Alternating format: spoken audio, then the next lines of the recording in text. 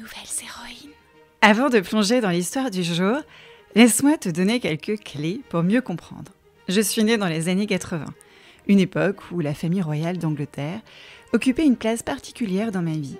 Diana, la princesse des cœurs, Lady Di, Charles avant qu'il ne devienne roi, et leurs fils, William et Harry, faisaient la une des magazines People en kiosque. Dans les années 80, il n'y avait ni Instagram, ni TikTok, seulement les pages de gala et les commentaires passionnés de Stéphane Bern pour me raconter leur vie.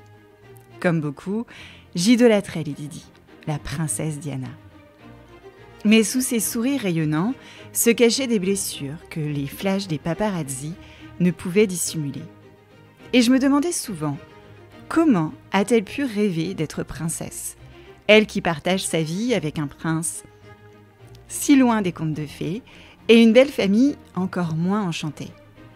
Pourtant, elle avait réussi à s'en libérer et à retrouver son éclat, avant que ce maudit tunnel de Paris ne brise tout en août 1997.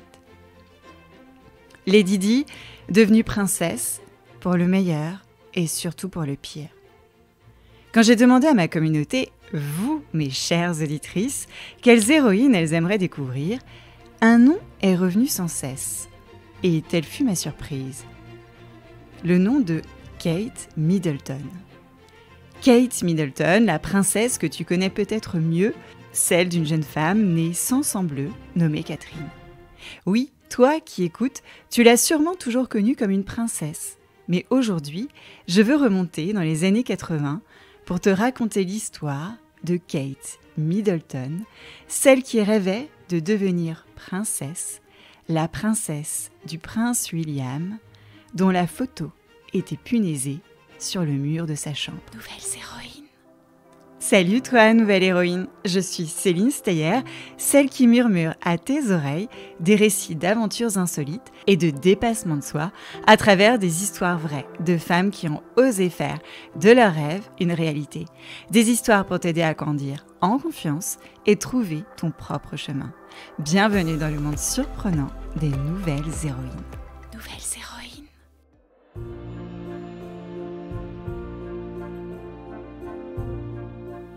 Je t'emmène de l'autre côté de la Manche, par le ferry, dans un coin paisible de la campagne anglaise, dans le comté du Berkshire, dans le nord-est de Londres. Une campagne qui pourrait ressembler à celle que tu as peut-être vue dans le film The Holiday. C'est là, au cœur de cette verdure, que Catherine Elizabeth Middleton voit le jour un 9 janvier 1982. Sa maman, Carol, est hôtesse de l'air et son papa, Michael, travaille comme régulateur de vol chez British Airways, la compagnie aérienne locale. Une famille ordinaire, dirait-on, sans sang bleu, assurément. Mais pendant que Kate gazouille encore dans son berceau, à des kilomètres de là, un autre événement fait trembler les murs de Buckingham Palace. Le 21 juin 1982, sous un soleil éclatant, un employé de la famille royale accroche un acte de naissance dans la cour du palais. Good evening, this is the CBS Evening News, Dan Rather reporting. It's a prince, a 7-pound, 1.5-ounce boy, born late today to Prince Charles and the Princess of Wales, Lady Diana. The child becomes the most truly English heir to the British monarchy in more than 400 years. Tom Fenton reports from joyous London. Quelques heures plus tard, les premiers clichés du nouveau-né dans les bras de Diana et Charles font le tour du monde, illuminant ainsi les couvertures des magazines. Encore petite que pas trop grande, Kate quitte les paysages bucoliques du Berkshire pour s'envoler vers Amman, en Jordanie. Ses parents, employés de British Airways, embarquent dans cette nouvelle aventure. Bye bye la campagne anglaise, ses pubs et ses prairies verdoyantes. Hello les dunes de sable et le désert infini. Un peu plus grande que 4 briques de pyramide,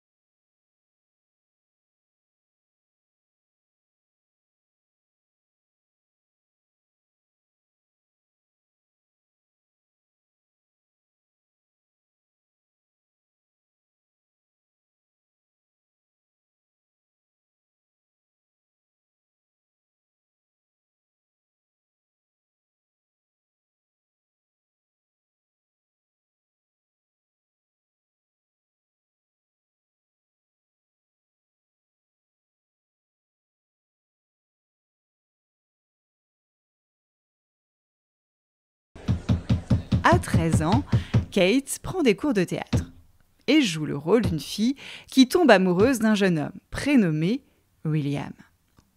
Accroche-toi bien à ton casque, une diseuse de bonne aventure lui promet une belle histoire d'amour. Bientôt, vous allez rencontrer un homme beau, un gentleman. Waouh, c'est mon rêve. Est-ce qu'il tombera amoureux de moi? Oui. Il va m'épouser? Vous vous marierez. Fin du premier acte. Steven, je dois vous interrompre, car nous venons d'apprendre à l'instant, par l'agence de presse britannique, que Diana, princesse de Galles, est décédée. Puis, un matin d'août 1997, Kate est devant la télévision du salon.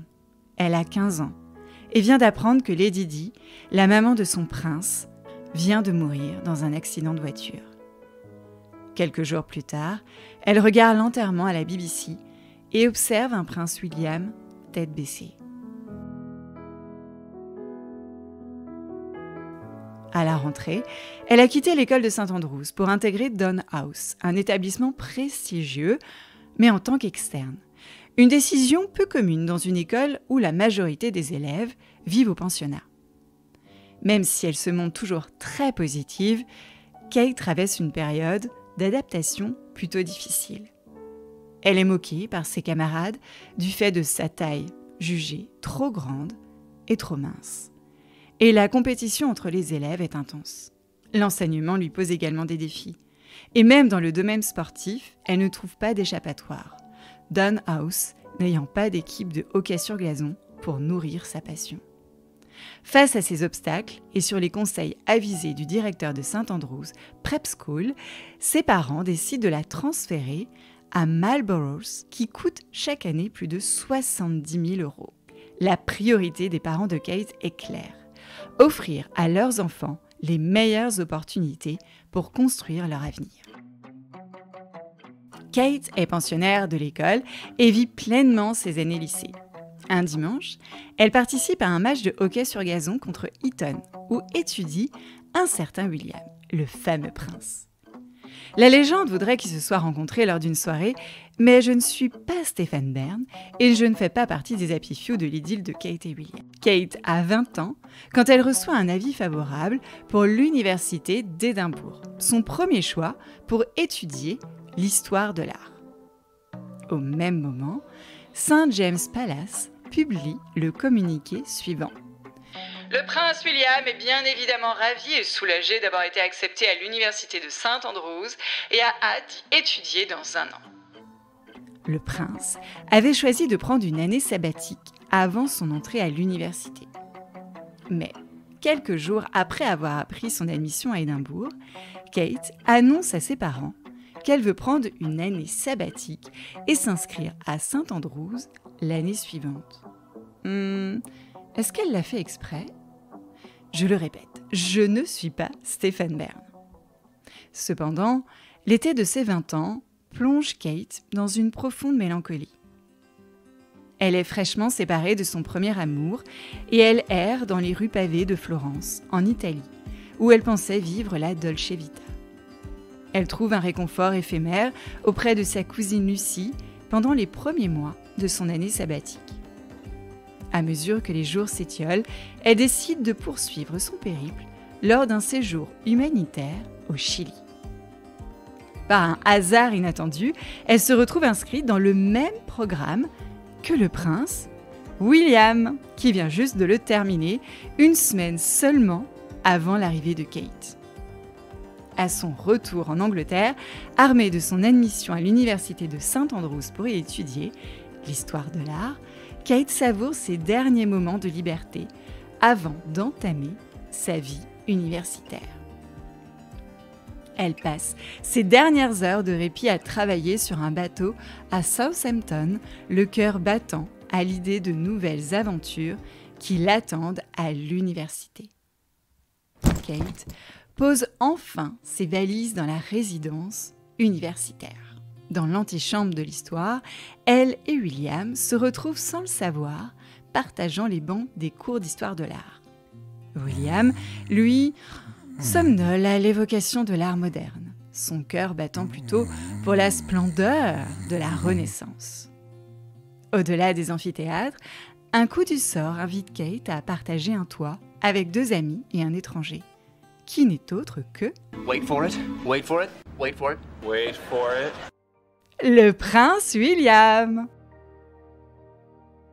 Un soir de mars 2002, Kate se prépare pour un défilé de mode au profit des victimes des attentats du 11 septembre 2001 à New York.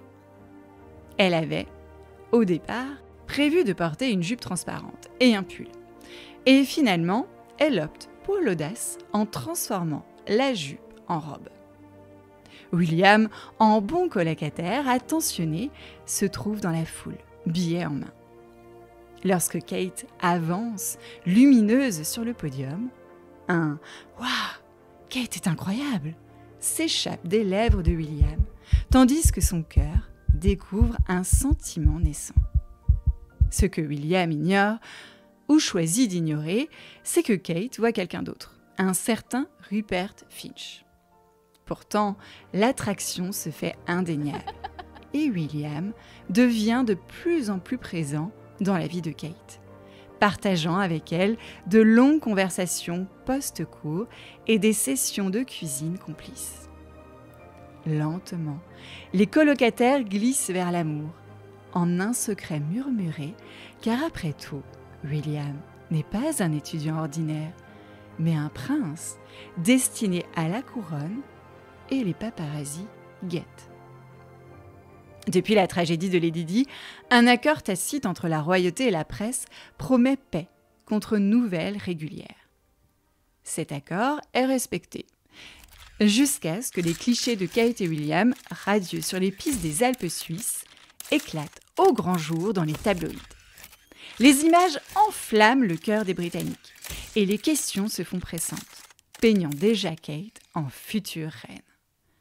Bon, William est un brin agacé et réplique « Écoutez, j'ai seulement 22 ans, je ne me marierai pas avant mes 28, peut-être 30 ans. » Kate, surnommée désormais Waity Katie, attend. Et le monde observe. Et attend aussi. William, lui, est trop marqué par les échos du mariage brisé de ses parents et préfère prendre son temps.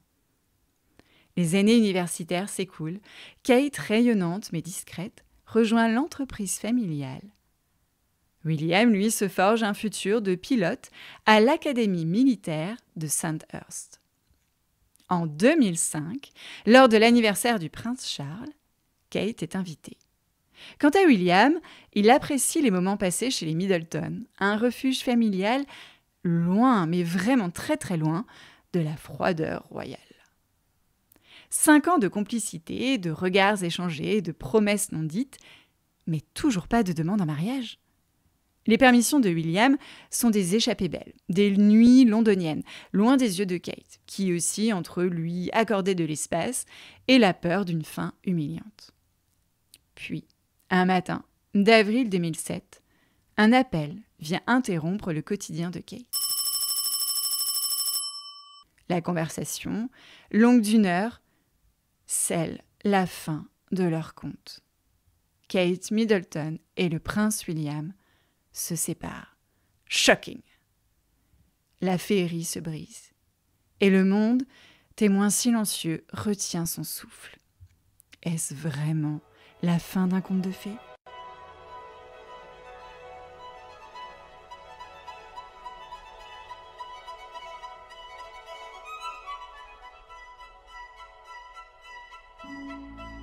Que nenni. L'histoire de Kate Middleton est une preuve que chaque fin n'est qu'un nouveau départ.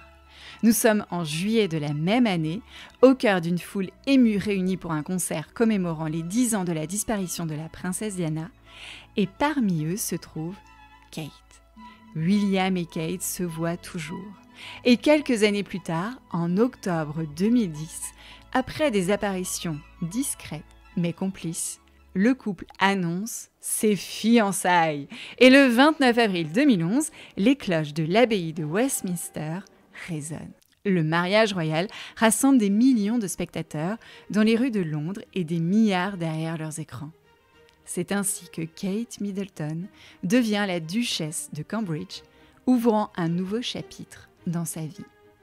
Mais, derrière les dorures du palais, la vie royale n'est pas simple. Kate apprend à sourire devant les objectifs, à respecter le protocole et à naviguer dans un univers où chaque geste est scruté. Malgré les critiques sur son passé de roturière, elle se forge une place, non pas par son titre, mais par sa grâce et son authenticité. Elle s'investit dans des causes qui lui tiennent à cœur, comme la santé mentale et l'éducation. Sa campagne, Heads Together, bouleverse les perceptions et encourage le dialogue sur des sujets longtemps tabous. Peu à peu, Kate se transforme en une figure moderne et respectée de la monarchie britannique, incarnant l'élégance et l'engagement.